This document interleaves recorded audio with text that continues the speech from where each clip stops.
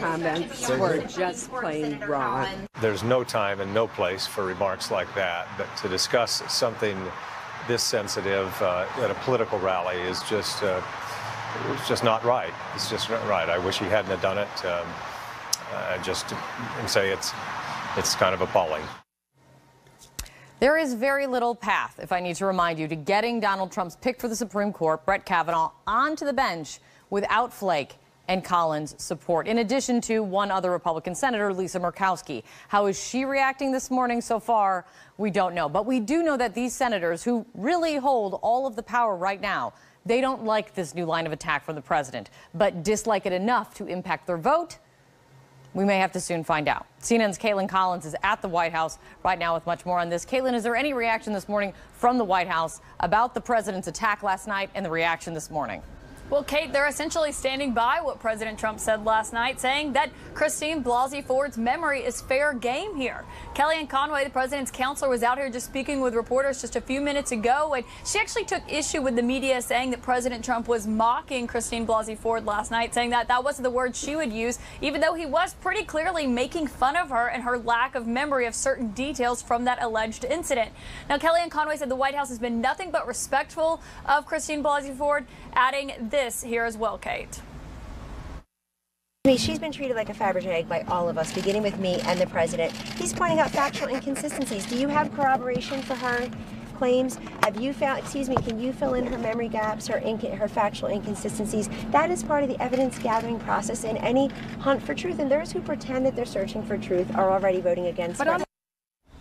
So you see there, she's giving a pretty passionate defense of what President Trump said. But what we're seeing, Kate, is President Trump, who was uncharacteristically restrained for the days after she made these allegations against his Supreme Court nominee, is realizing that some of his supporters agree with him here on the fact that they believe there are holes in her memory. And the president is making that clear on Twitter this morning, saying that his supporters at these rallies are coming to the defense of Brett Kavanaugh. You see there, he says voters are really angry at the vicious and despicable way Democrats are treating Brett Kavanaugh. That's essentially how we saw that play out last night. The president made a few comments about Christine Blasey Ford, and really, when he realized that, it would rev the crowd up, that's when he went on his attack against her and the fact that she couldn't remember some of those key details from that night. But we also saw the president play both sides of this. He stood by Brett Kavanaugh, said, think of your husbands, think of your sons, this could happen to them. But then, Kate, he also distanced himself from Brett Kavanaugh, saying, I only met this guy a few weeks ago. He's not my friend or anything like that. But while all of that plays out here, the politics of this, what the White House is waiting on is for that FBI investigation to come back to see if it reveals any new information or just confirms what they already know and what those key senators are going to say, and if the president's comments about Christine Blasey Ford are going to change their vote on Brett Kavanaugh, Kate. Yeah, I have a really hard time following what they're waiting for or not waiting for. And if the president, it's one thing to attack Democrats for their handling of things, that's politics. But it was very different what he did last night. That wasn't just attacking Democrats. That was attacking directly, taking on the woman who says that she was sexually assaulted. And if Kellyanne Conway says she wouldn't use those words because she thinks actually mocking someone would be bad, she should watch that soundbite again. Caitlin, thanks so much. Joining me right now to discuss, Rick Santorium, CNN senior political commentator and former Republican senator from Pennsylvania, Ron Klain, the former chief counsel for the Senate Judiciary Committee, and former chief of staff to Vice President Joe Biden. Senator, I think with Kellyanne Conway saying that she wouldn't have used that word mocking last night, Control Room, I hope you guys have it. I want to play again what Donald Trump said. I had one beer. Well, do you think it was? Nope, it was one beer. Oh, good. How did you get home? I don't remember. How'd you get there? I don't remember. Where is the place? I don't remember. How many years ago was it? I don't know. Senator, is that mocking? It sounded like mocking to me. Look, I just think what the president did last night was completely unhelpful. Going after the Democrats and the horrible way they have dealt with Dr. Ford and the procedures that they broke. They have been a partisan circus on the Democratic side. And I think, as he said in his tweet, that's what people are upset about. I think he's gotten independents and Republicans hopping mad at the way the Democrats have politicized and actually done damage to this woman in the way they've treated her testimony. So I think that's fair game.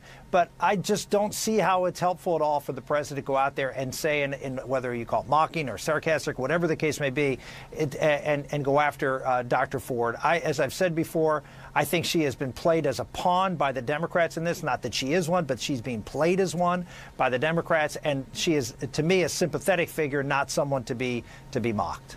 I do not see sympathy one bit, Senator, in what the president said last night.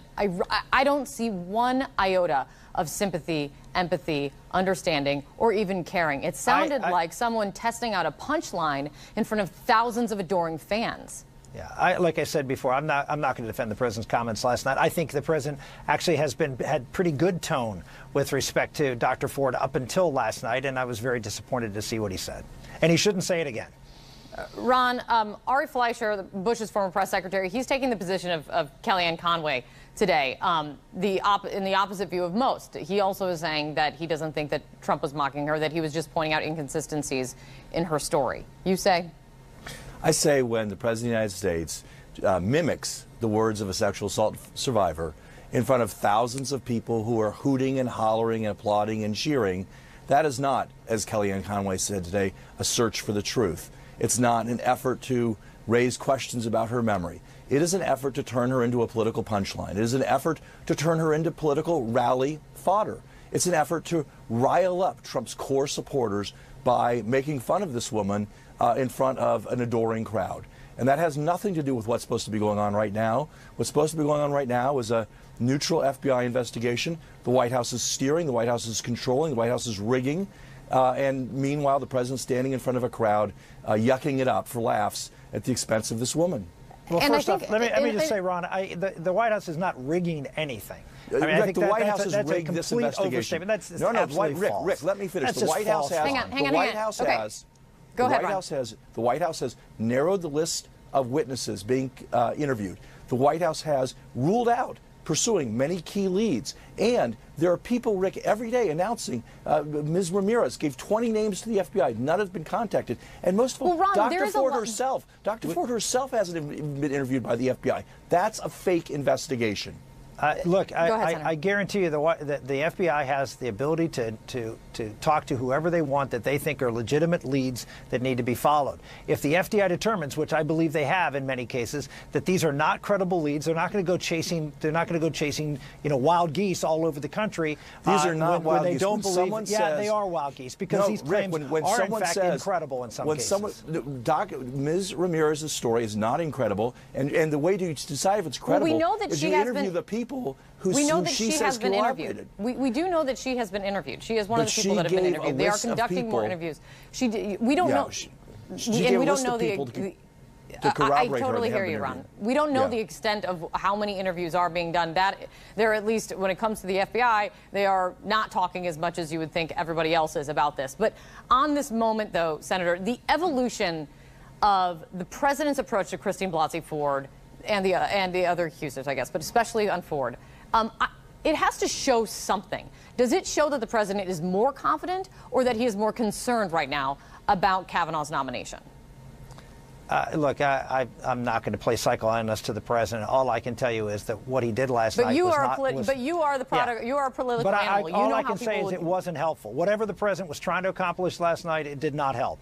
I was up in the Senate earlier today and ran into a group of senators, and I can tell you, even his strongest supporters were like, "I can't believe he said that. I can't. This is not helpful. This, you have an audience of ultimately three people, and those three people are not going to be impressed." Now, having said all that, I think those three people are going to look at this situation and not say this is about Donald Trump. I know everybody thinks, oh, they're going to vote because it's Trump or no, they're going to vote based on Brett Kavanaugh and whether they think that he has what it takes to be a Supreme Court justice. This isn't helpful, but I don't think it's determinative of what their vote's going to be. Well, and that is a key question right now, because you have Collins saying it's plain wrong. You have Flake calling it appalling. I will say, if I had $1 for every time that Jeff Flake has condemned something the president said, I would be as rich as Fred Trump or an 8-year-old Donald Trump at this moment. But, Ron, do you think that this today, last night and the reaction today, do you think that impacts Flake, Collins, and Murkowski? The senator says no. You know, I actually agree with Rick on this. I actually think Senator Flake, Senator Collins, Senator Murkowski are going to make a judgment based on their evaluation of Judge Kavanaugh's suitability to serve on the Supreme Court. That should be the question. I do think if they support him in this context, it does somewhat endorse Trump's tactics. It does somewhat endorse what Trump said. But I think they should make a decision based on the overall record here, the information Dr. Ford's brought forward, and Judge Kavanaugh's rather appalling approach at the Judiciary Committee last week, where he went on a partisan screed that showed a lack of independence and a nonpartisan judgment that you'd expect a judge to have. So they should judge based on that. I hope they don't embrace what Trump did. They've criticized it. That's fair. Yeah. But I think they should judge on the merits in the end. I know, Senator, I'm not going to ask you to get into the mind and the psychology of Donald Trump, but when it comes to what he did last night, does he need to go this far to energize the base? Does he need to risk further alienating women voters that I keep hearing are who he needs to do what he did? What he did was politically tone deaf. To think that somehow or another mocking someone, Dr. Ford. Look, I know a lot of people who have serious questions about the veracity of Dr. Ford's testimony. You don't have to mock her to get to that, though. But you don't have to mock her to get there. And look, he didn't just hurt himself with Democrats, and I think he hurt himself with most of his own base, because they don't want. This is the kind of stuff that the folks who strongly support Donald Trump, when they see him do that, they just cringe and say, "Please don't do this." I mean, you don't have to go there to be able to stand for what we all believe in. When we're looking at the raw politics of the votes right now, Ron, there is also not only pressure on the three Republicans, but there's also pressure on Democratic senators from Trump states. Joe Manchin, Heidi Heitkamp. Does this make their calculation even harder? Well, I do think it definitely, President Trump, as Rick said, is doing himself no favors here by really antagonizing not just Democrats, but independents, and even a lot of Republican women who look at this and say, this is another piece in the puzzle of Donald Trump showing that he really doesn't care much about women, that he's kind of got a misogynistic attitude towards women, that he's making fun of them all the time and things like that. It goes all the way back to the 2016 campaign and forward. So I don't think he's creating a helpful framework for himself or his ideas or what he stands for.